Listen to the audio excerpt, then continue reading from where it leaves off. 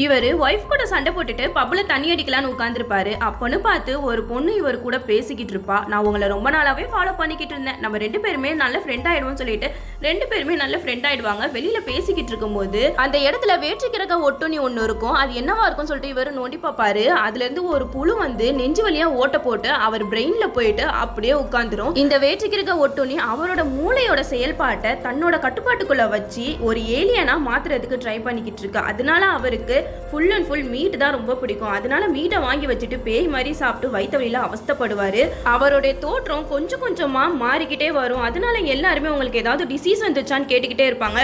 அவரோட வீட்டுக்கு போனா அவரோட தோற்றத்தை பார்த்து அவரோட ஒய்ஃப் பயங்கரமா பயப்பட ஆரம்பிச்சிட்டாங்க. அவர் கொஞ்சம் கொஞ்சமா ஏலியனா மாறிக்கிட்டு வராரு. அதனால வயிற்றுல உள்ள டென்டகல்ஸ்லாம் அவரோட ஒய்ஃபையும் ஏலியனா மாத்தணும் ட்ரை பண்ணும். ஆனா கடைசி நேரத்துல எப்படியோ அவங்களோட ஒய்ஃப் கத்தி ஊரையே கூட்டிட்டு வாங்க. அந்த இடத்துல போலீஸ் எல்லாம் வந்ததை பார்த்து அந்த ஏலியன் அங்க இருந்து எஸ்கேப் ஆகி ஓடிடும்.